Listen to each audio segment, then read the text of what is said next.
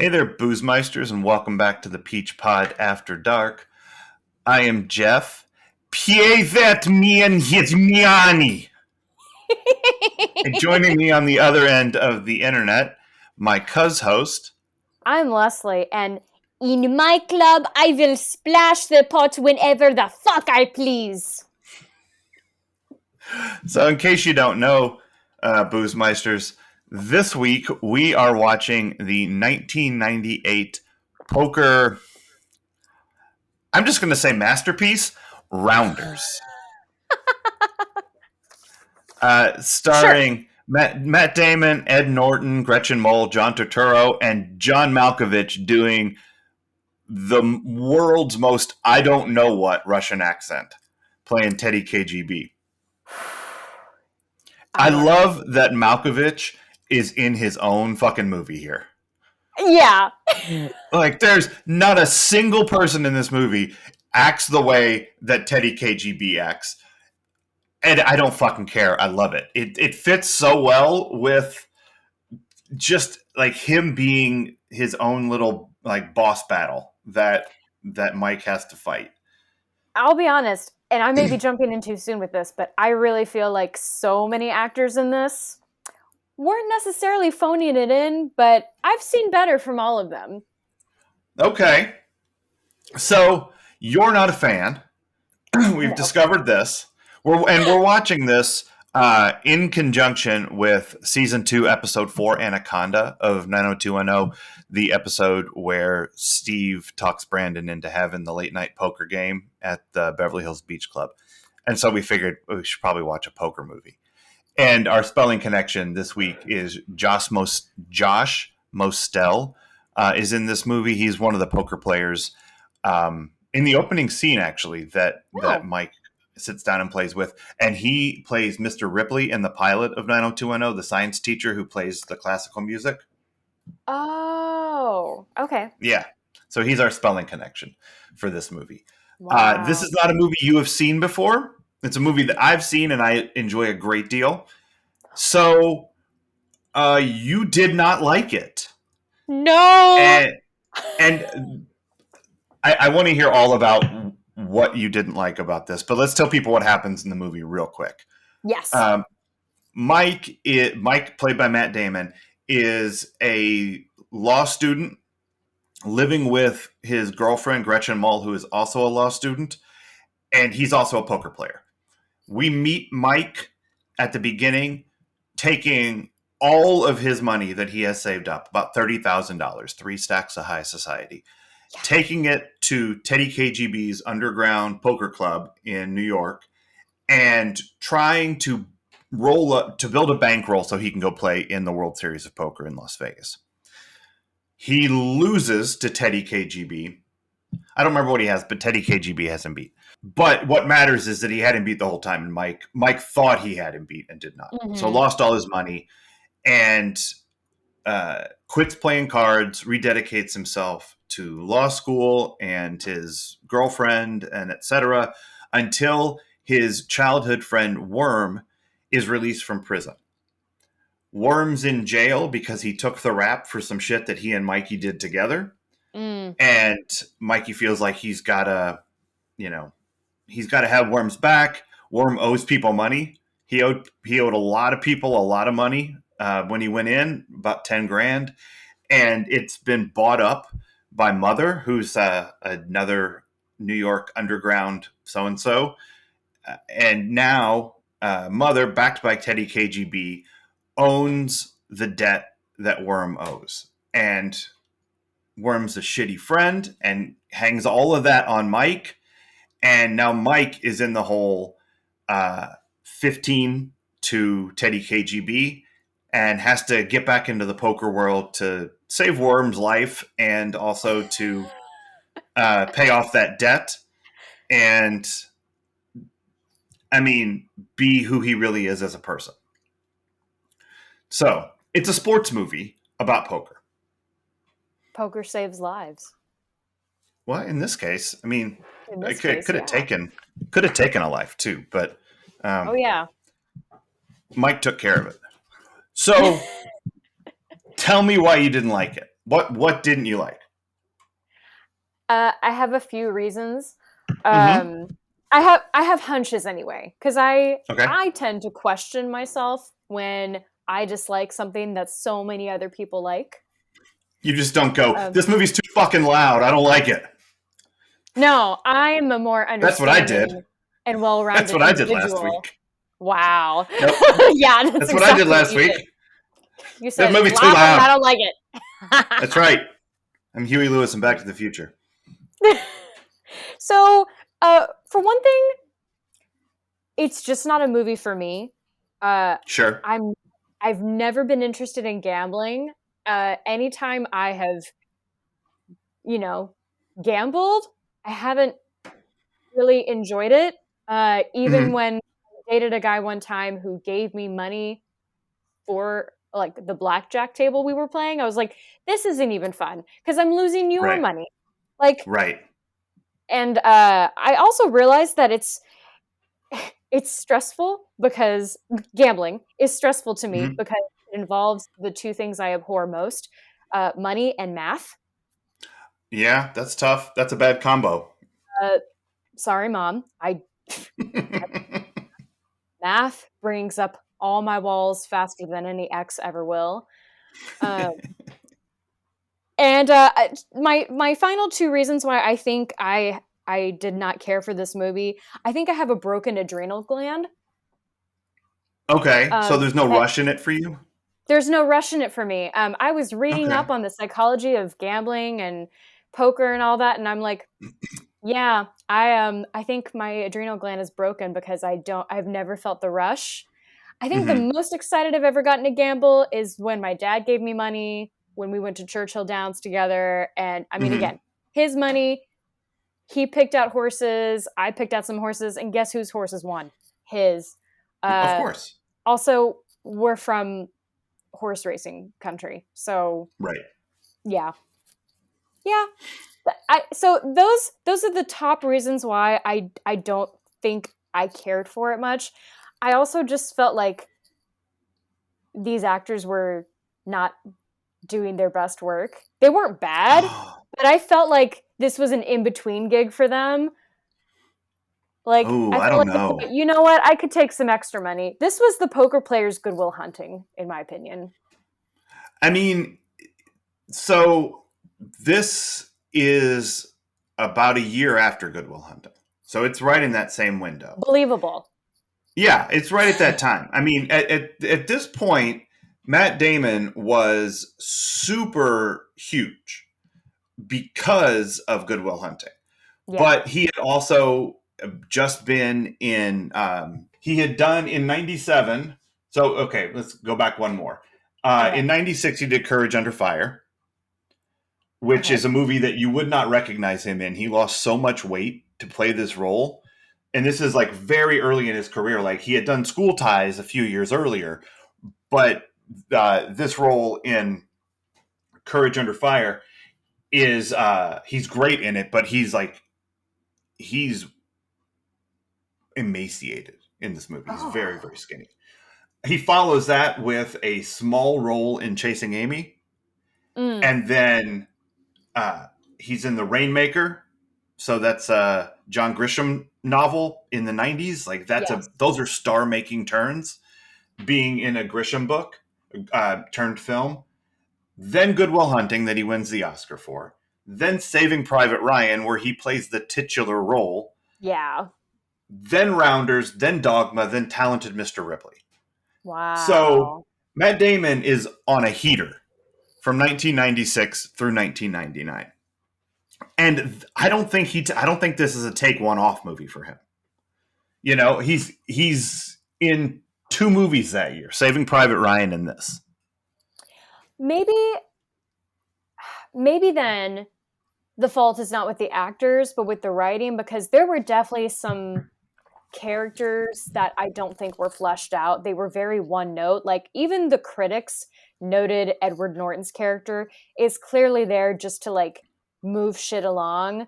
But then Walter and I were watching it and we were like, where did he go? Yeah, he ran. Well, he went on the lam because Mother and Teddy KGB were going to kill him Well, I would have liked a note. Sure. I would have liked, something in the very end, like, hey, I made it, or maybe something I like got at to the go end of see the about a special. girl. Yeah. See, she's mad too. I get it. Maybe they would have had Matt Damon meet up with him in Vegas. That would have been cool. Okay. I mean, it's a different movie. You know Sure. what I mean? It's the movie I And wanted. it's the movie you wanted it to be. I mean, I wanted a this bromance over is. cards. I really like this movie, and I wonder how this movie leans a lot on voiceover. Yes. It leans a lot on voiceover to sort of build the world, and also to explain No Limit Hold'em and the World Series of Poker, and all of those things that you may not understand if you don't know how to play poker. If you don't know those things, you need them explained to you in order to get what's happening in the movie. And even the big reveal at the end, where Teddy KGB gives up his tell. Mm-hmm. If you're not a card player, that you might have missed that as what it was. If you've ever played cards, it's so fucking obvious what it is that but there's no way to do that without it has to be big enough for the audience of laymen to understand what's happening, but subtle enough that it could be believed that people wouldn't pick up that that's what he's doing. And there's no way Teddy KGB is a good card player if he has a tell that is so big. But they even have to tell you that I picked up his tell. Mm-hmm. In order for you to understand what was happening in the movie. So I could see that, not being a card player, you might not feel the stakes of this movie. Yeah, I cared just enough. Mm-hmm. And I recognize it wasn't a bad movie, but it wasn't for me. Poker, when I, was finally of age to gamble and was interested in it in the way that all young adults are interested in the things that were out of their reach. Right. I knew that if I were to gamble at all, the smartest thing to do would be to get into the card games, because you have a slightly more control, mm-hmm. Over whether or not you win. Because again, it's about knowing the cards. It's about reading people, and mm-hmm. so it was interesting to hear him try to explain all of that, because they definitely tried to make it accessible to non-card mm-hmm. players. And I just don't know if I have the brains for it, because you're also talking to a person who still doesn't know how to play euchre. Yeah, okay. I have disappointed family time and time again. At this point, It's just fun for me to continue the tradition of disappointing them. I know they tried to explain it to me once, and I was baffled. Yeah. So I think I don't think you have a blocked adrenal gland. I think you've put up walls around cards. Probably. Because I wonder if, let's say that this was a boxing movie. Okay. And instead of walking away from boxing because he wanted to, Matt Damon walked away from boxing because one more real bad hit to the head and you can go blind. Which happens to be the plot device in Rocky V, and I apologize for making anyone think about Rocky V. But that he then feels compelled to get back into it in order to save a friend. And it also turns out he's just a fighter in his soul, and he can't walk away from the sport he loves. And even though it costs him his personal relationships, he has to get back in the ring one more time. Okay. Is that a movie I could interest you in? Yes. That's what this movie is. It's just about cards. Yeah. And I guess, again, like you said, that's where they lose me. It's the cards. Because, Yeah. like I said, it's not a bad movie. The story is compelling enough. Mm-hmm. It's just certain aspects of it that, I don't know, that, again, I would have liked to know more about certain characters. I definitely would have liked relationships Mm-hmm. delved into more. Yeah, I could see that. Maybe if they had done it about like badminton. Yeah, Pool. but Oh, billiards. There we go. I can get down with a movie about that. okay. So if this was Color of Money, have you seen Color of Money? I'm going to assume I the have answer's not. no. That's a great fucking movie. We have to figure out a reason to watch Color of Money. Oh, you know what? We're going to have lots of reasons because, as we've discussed, pool halls are dangerous. Ooh. Bad news. Pool halls in Beverly Hills. Starts with P and So- rhymes with P. Wait, nope. I did that backwards. Fuck. I blame the Pilsner. So I think you said I'm not sure who this movie is for. Like when you first texted me. I Because did. I mean, the answer is obviously not you. But the answer to who this movie is for is a shit ton of white guys in their 20s in 1998. Like, that's who this movie is for. Yeah. This movie is for people who have either been to Vegas a couple of times and are just hooked on the Vegas of it all. Yeah. And they like playing cards. Or guys who are like, man, like, I saw Swingers and that looks fucking great. Vegas, baby! Like, I'm hooked on that now too. This is a great next step for guys who like sports movies, are at least a little bit interested in Vegas and gambling, and have like the proper affinity for Matt Damon, Ed Norton, John Turturro, and John Malkovich. Like, those are some heavy hitters. Yeah. Of independent cinema and up and coming actors, in 1998. So this movie is for me at that time and lots of other people like me. Got And it. part of it is that it's a sports movie and we like sports movies. But they do a really good job of explaining poker using terminology that you don't know but could figure out through the context. Mm-hmm. And makes you feel like you know more about it than you do. Sure. So, like, when you watch this movie and you're a little bit interested in poker, and the first scene is at a card game, if you can't figure out who the sucker is in the first 10 minutes, you're the sucker. Like, that's a great line that sounds like real wisdom. Mm-hmm. You know what I mean? And so you're like, well, if I can't spot the sucker in the first 10 minutes, I'm the sucker. And that becomes an ethos, right? Mm. At a certain point in your life, if you're like, okay, so I feel like I got something out of this. I know that. And then you're explained how Texas Hold'em works. And it's a little while before that becomes like as famous as it became in the early aughts. But like, it's an interesting card game. And if you've only ever played like 5-card draw, which is what most people, when they're, in their parents' basement learning how to play poker, they learn blackjack and 5-card draw.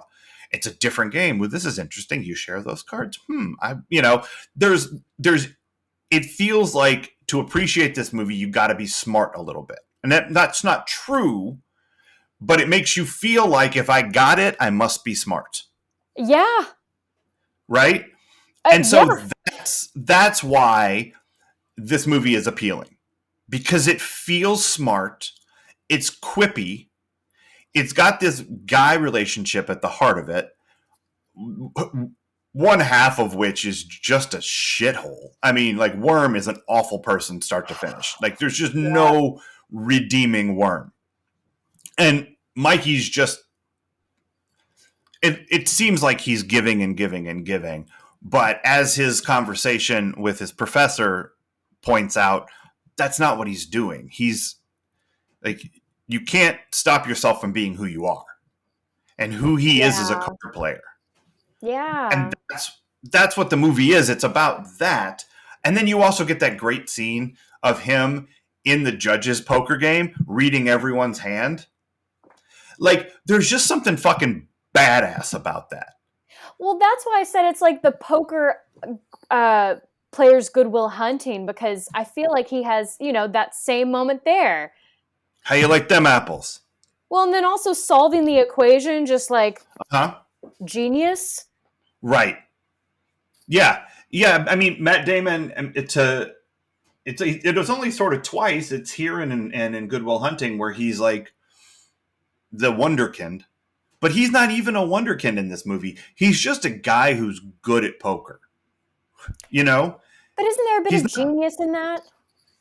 I mean, there's skill for sure. I mean, there's a reason that the same 5 guys are at the final table of the World Series of Poker every year. As he tells his girlfriend, like, it's a skill game. He's good at it.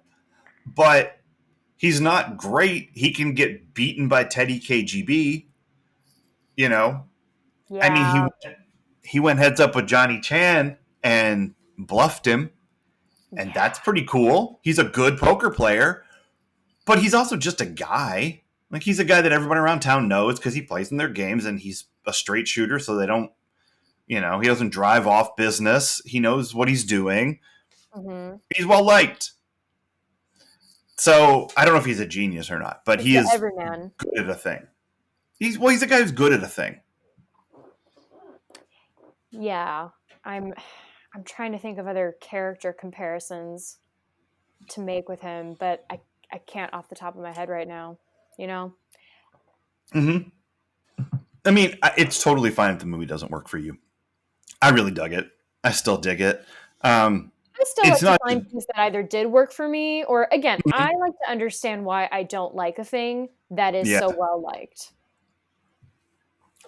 So, I mean, it's possible it's the card thing. Like, you just don't like cards. I think it's the card thing. I wanted to blame the guy thing, but then when you look at the fact that I love Newsies, that's all guys. Yeah. But then again, it's putting them in a context for me, which is musicals. I don't know. And I do think there's something to your point that the relationships are pretty flat. And the characters are not super well drawn. But I think that, like, I think the defense of that for me, because you're not wrong, is that the movie is about a scene. It's about a feel of this world that exists in the New York City that you live in right now, down the street, and you'd never know it. Yeah, they said Queens. Yeah. Right. So this is a subculture that we're getting a peek into. Yeah. And so it doesn't matter if every character is like a full 360-degree human. They can be flat. They can be cartoonish. I mean, some of them were. They were definitely caricatures. Yeah, Tedd KGB is over the top, Boris and Natasha level, Russian gangster card player guy. He thought this was a cartoon. Yeah, really did.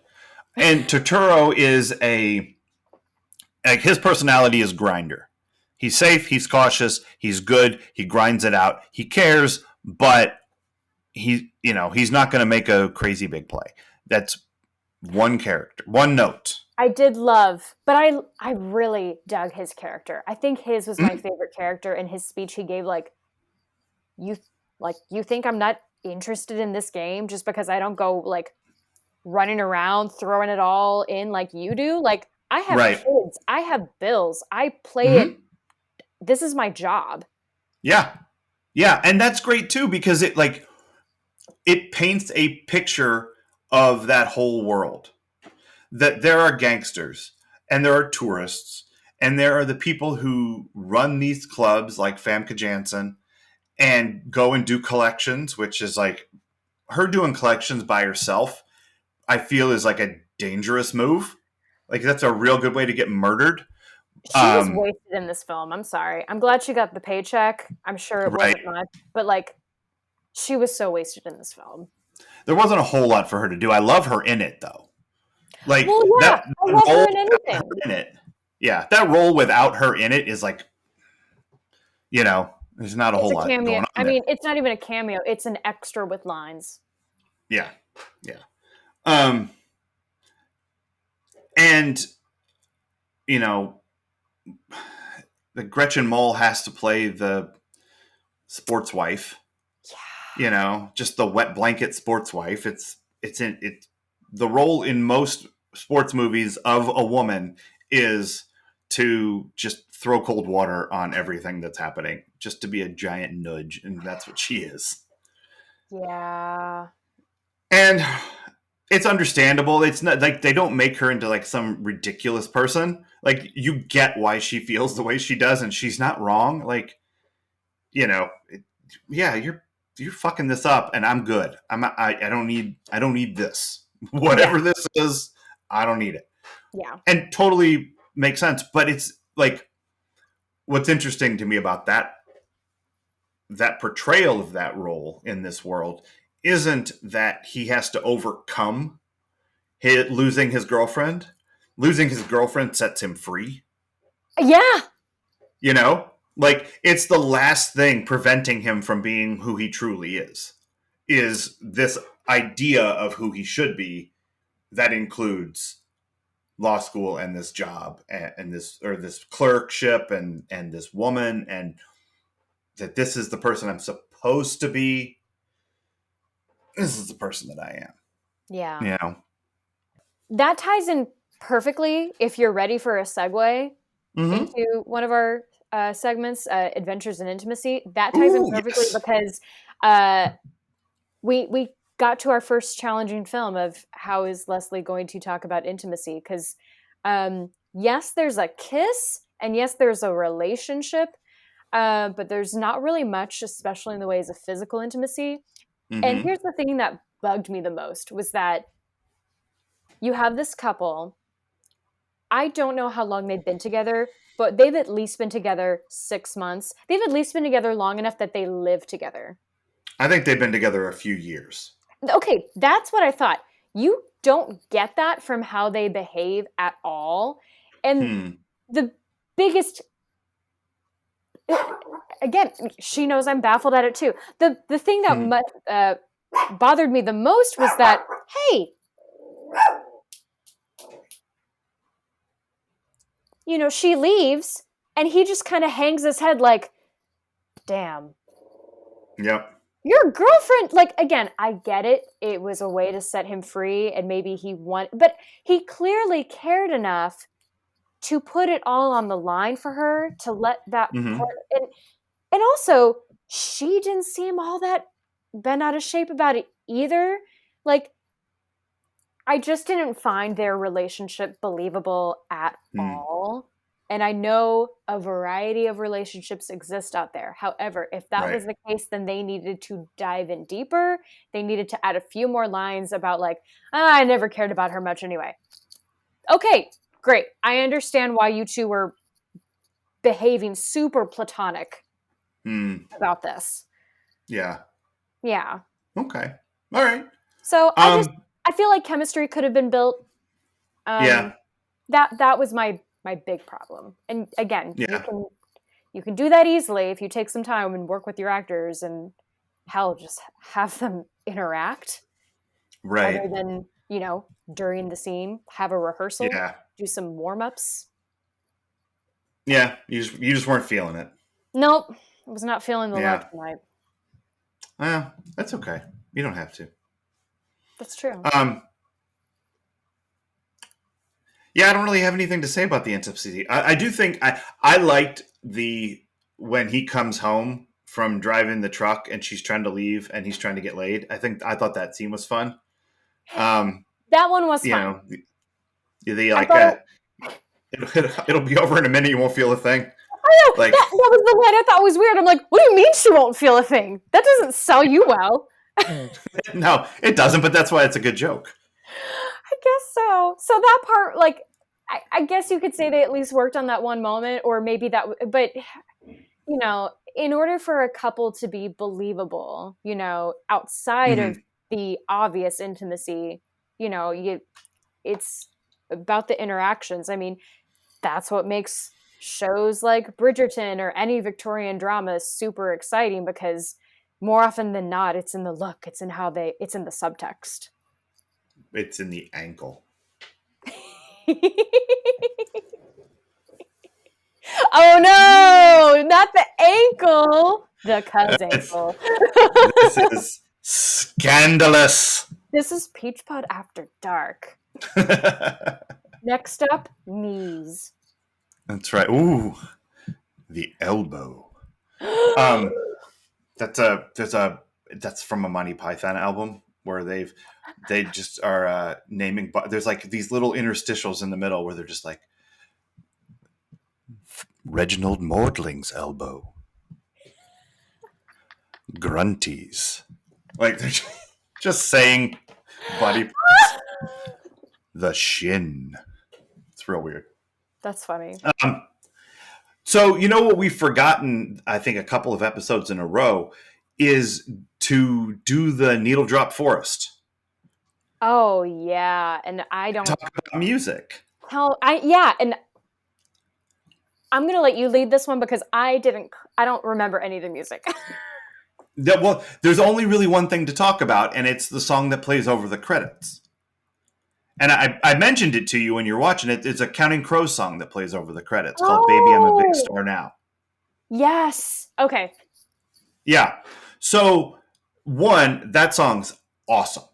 Like, it's a top 10, top 20 Counting Crows song. It's a great song. Yeah.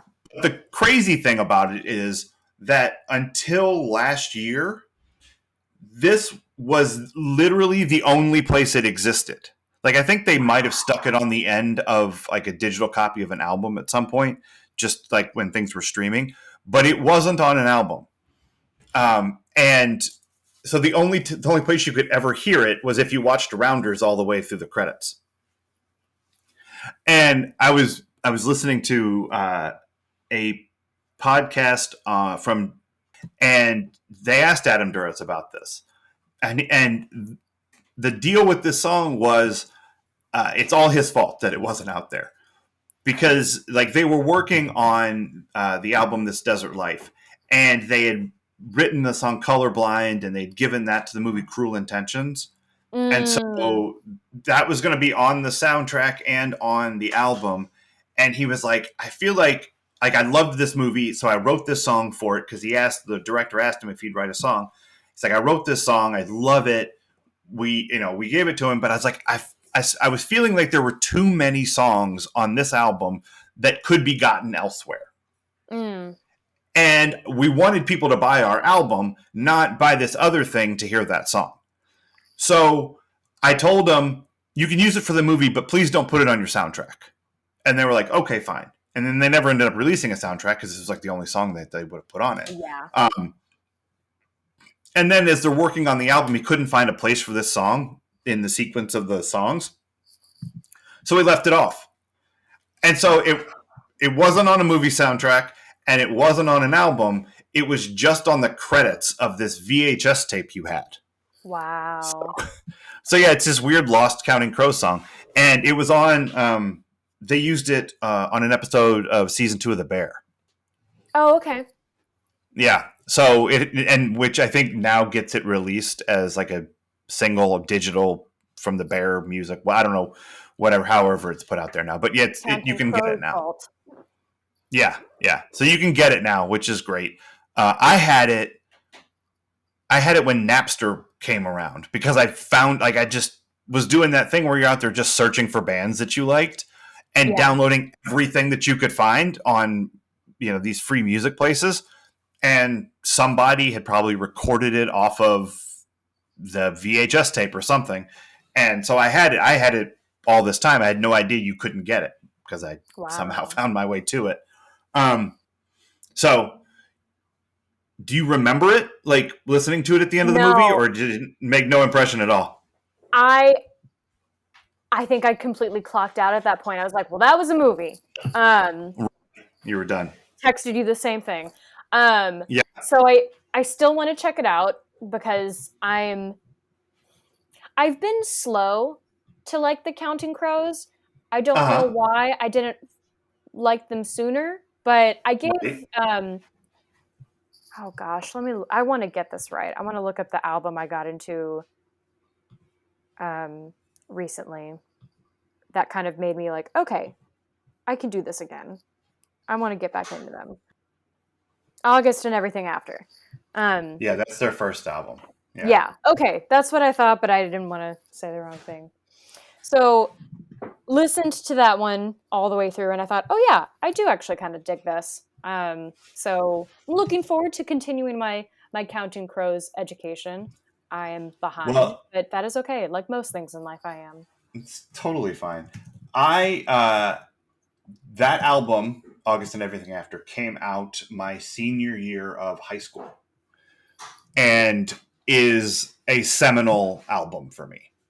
You know, the way that like music that hits at that time in your life means stuff. And that album means like a lot. Like I love that whole album. Anna Begins is, I think, when I heard that song, I was like, that is exactly what it feels like to be in love. Like, you know, she's talking in her sleep. It's keeping me awake.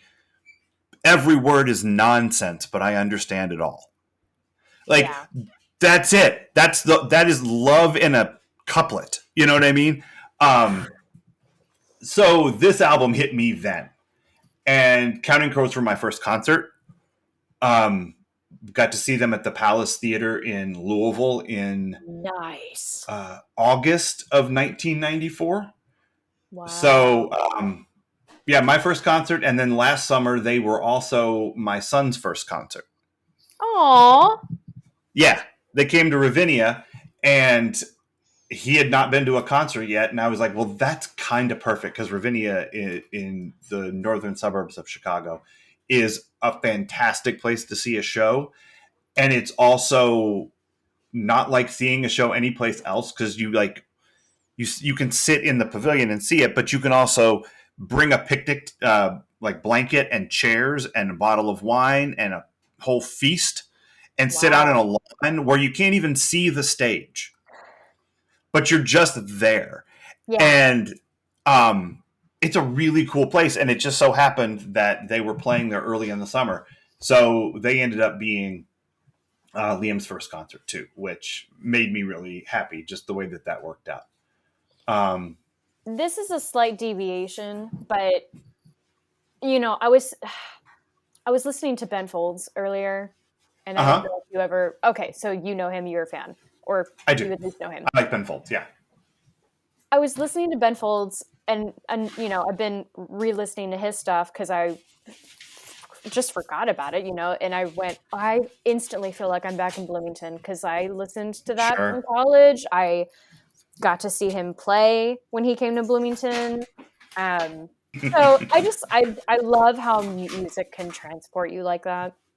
Yeah. I'm looking for this damn song and I cannot find it. It's driving me nuts. The one we started the discussion with? Yeah, Baby I'm a Big Star Now. Yeah.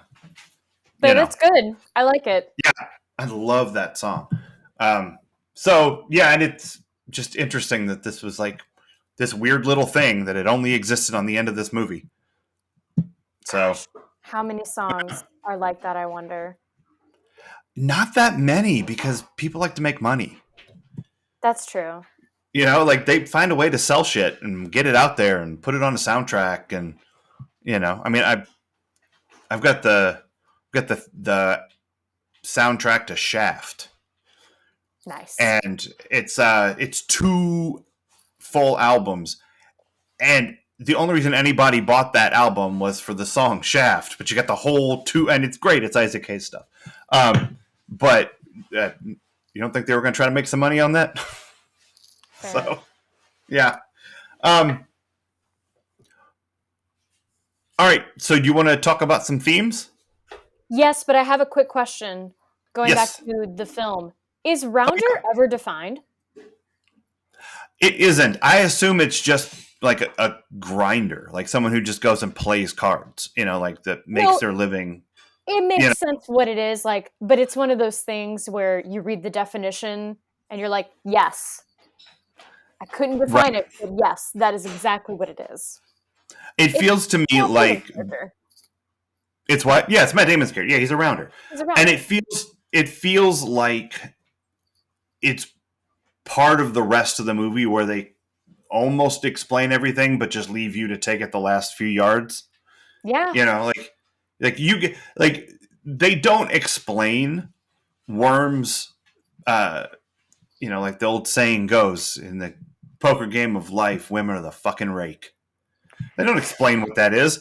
Nope. And then Matt Damon's like, what? That doesn't even make sense. Nobody says that. And he's right. It doesn't make sense. It's just nonsense, but it sounds like it's a thing because the rake is the percentage of the pot that the casino takes each hand. It's just like it's their percentage off the top. Yeah. In the poker game of life, women are not the percentage taken off of the top of something. It doesn't make any sense. No, we get less money than you all. Right, but even if there was like, even if he's not even saying a thing that makes sense. Like it doesn't. It's not that he's wrong. It's that it's gibberish. But that's what's great about that character, and like, I mean, shit like that. I like when Edward Norton is kind of reprehensible characters because he's such a lovable looking guy, and then he spouts some insane shit. I mean, I loved him in Birdman. Yeah, he's great. He's really like the actor I would hate in real life, but he's funny to watch. Yeah, and it's like Worm a little bit reminds me of Val Kilmer's Doc Holliday in Tombstone. Haven't seen so he, his character is pretty iconic in his stature and stance and delivery. Oh, and because he's sick with tuberculosis the whole time, so he's just like, he kind of leans up against stuff, and he's real pasty, but he says things like, "I'm your huckleberry," and that's that line. Yeah, and why, Johnny Ringo, are we cross? And you're a daisy if you do. Like, he just says these things.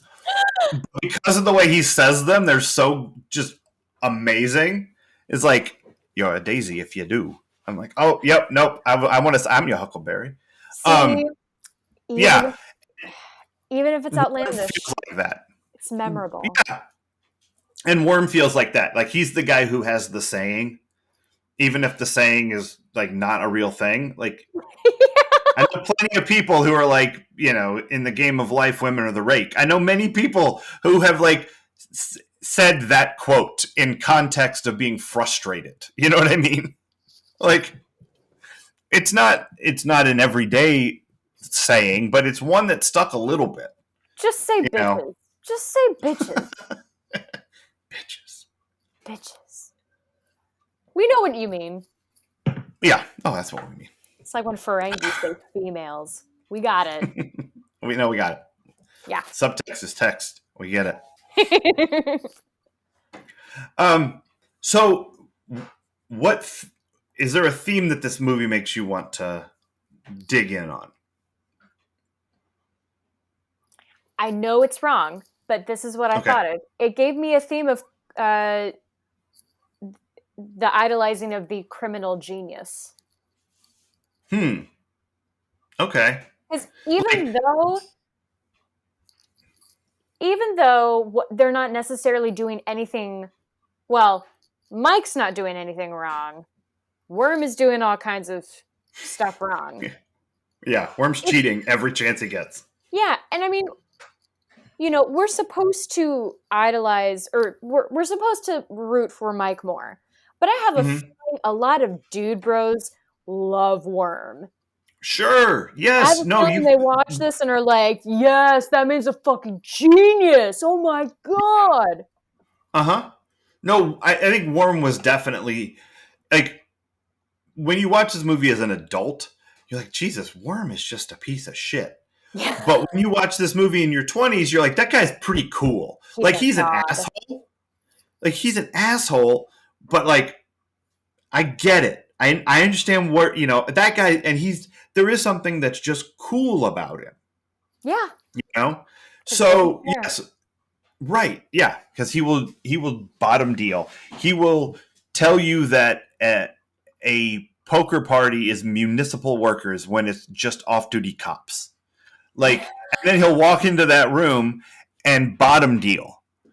It's like he is balls. And that's all he is. He's no brains. He's just balls and skill. But he's cool. And Yeah. so I get it. There is the idolization of the bad boy. And they take him all the way down, right? Like, I mean, he gets the shit kicked out of him and he has to run away to save his ass and never be heard from again. But I still feel like he gets to leave in a blaze of glory. Like, that character's not done. He's addicted to the attention, Mm-hmm. Like, he couldn't play any of these games honestly. And I mean, even Mike, I feel, has a line where he's like, do you want to go back? Right. Do you want to go back to prison? Right. And that's why I think a sequel would be great. Because that Worm has not changed. No. Worm has been out there for the last 25 years getting himself into trouble. And, I don't know what Mike did. He went to the World Series of Poker. He played cards. Who knows? Who knows where Mike's at right now? But these two guys coming back together after more life, I could see that there being a lot of meat on that bone. And because Edward Norton was cheated out of more Hulk, I think we owe him that. I would take it. I would. I'm not sure if you asked Marvel that they think he was cheated. I think they largely think he was really hard to work with. That's my story. I didn't say it was right. I gotcha. But yeah, criminal genius, is it actually genius? No. But again, for the audience they're going for, people who win big, easily considered genius in those people's eyes. Right. And even people who lose big, if they do it in a cool way, they can still be idolized. Yeah. I mean, spoilers, but Rocky loses at the end of the first movie. What? Yeah. But it's still a great underdog story. It doesn't matter that he doesn't win. It's the way that he fights the fight. Like, there's a cool way to come out the loser. And Worm comes out the loser. But Worm does it in a brazen way. So he's cool, even though he's a loser. Oh no. Is Edward Norton hard to work with? Yeah, that's what I hear. Damn. Well. Yeah. I'll probably never work with him, so. I hear he's a little bit of a lot. But he's pretty goddamn good. Well, if he's method, then that makes sense. But I have no idea. Yeah, I don't know if that's what it is. I feel like he'll say, I care very much about the quality of the work. Mm-hmm. And that kind of thing. I hate that shit. Yeah, that's where it's at. For me, I think that the interesting theme of this movie, and we've talked about it a couple of times, is that conversation that he has with his professor. When he tells him the story, when Martin Landau tells him the story of how he went to law school instead of becoming a rabbi, and how he lost his whole family over this decision, but he wasn't called to be a rabbi. He was called to the law. Yeah. And it cost him so much, but he couldn't do anything else. And Mike even asks him, do you ever regret that choice? And he says, what choice? Like, I had no choice to make. I only could have done this. And that's what he's telling Mike. He's saying, you could be a lawyer. You could be a very good lawyer. But you're always going to be this other guy. You're always going to be this rounder. You're always going to be this poker player. You can't fight who you are. And that's what the whole movie's about. And I think it's even more powerful a statement to make for someone whose calling is in what I feel would not be considered an honorable profession. Right, just being a professional card player in the seedy underbelly of New York. Much like acting is not considered a real or sufficient pursuit, you know? Like, I too have tried expressing to people that, like, I don't have a choice. This is something I have to do. And it's either I'm miserable not doing it or I'm miserable trying to pursue it. Like, I'm just going to keep trying.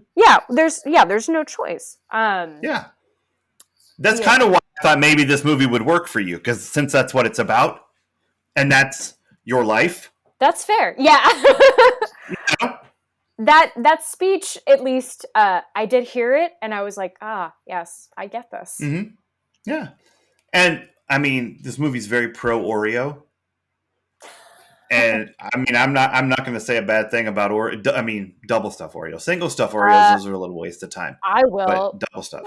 My best friend is allergic to Oreos, so I can't abide. You kill my friend, we're going to have beef Oreos.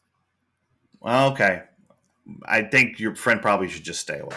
No, he does with a 9.5-foot pole. Okay, good.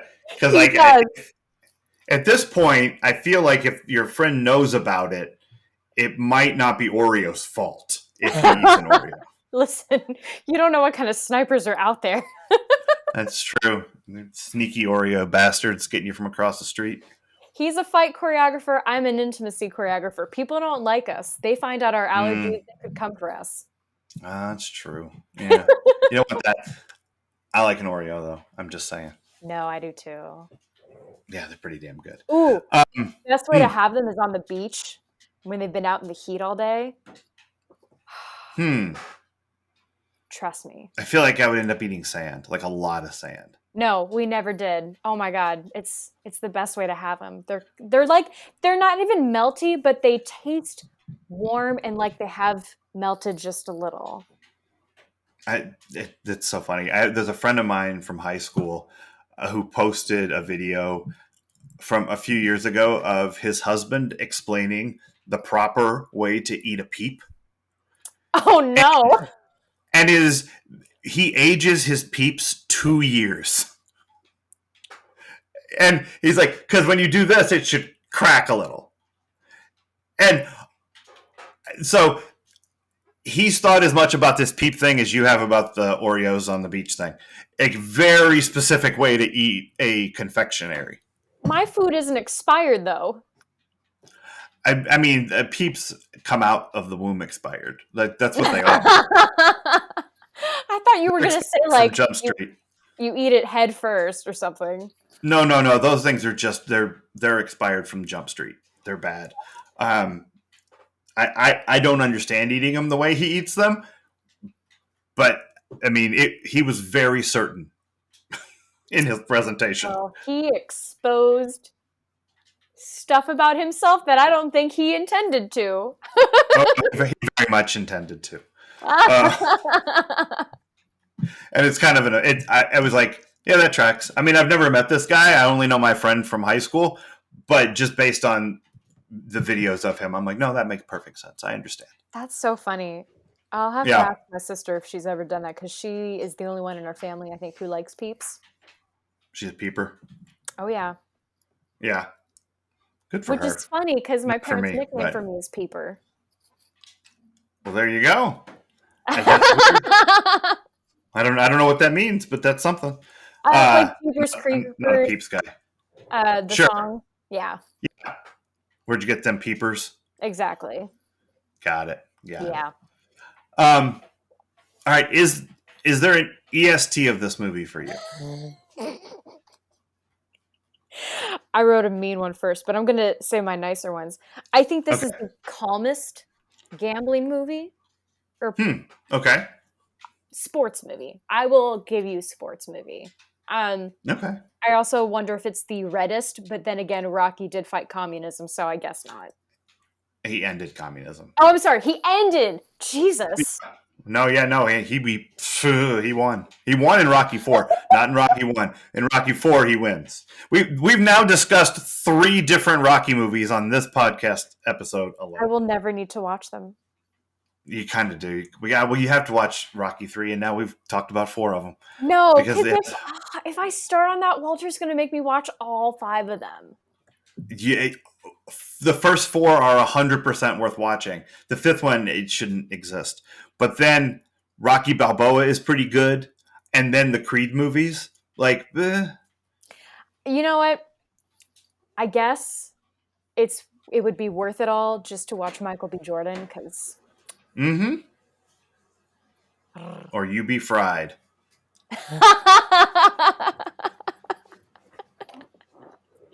That was a deep joke. That's right. You only get. Yeah, we're not explaining that shit. You just gotta know you don't know it. You know who will get it? Our Australian fans. That's right. We're huge in Australia. Our best fans. That's right.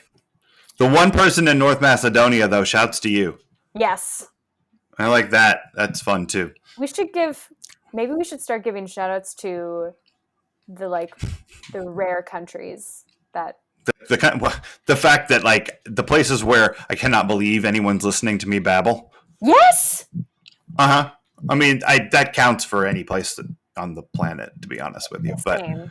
But, yeah. But I love it. It makes me happy. So thanks for listening, everybody. Agreed. Like, I get self-conscious on here talking for a long stint. I'm like, oh, is he still listening? Did we lose the Croatian fan? No! I don't want... No, stay with us. Stay, please. Yes. I think this is the timeliest sports movie because it hits in this little sweet spot after Swingers and their like whole Vegas thing. Mm-hmm.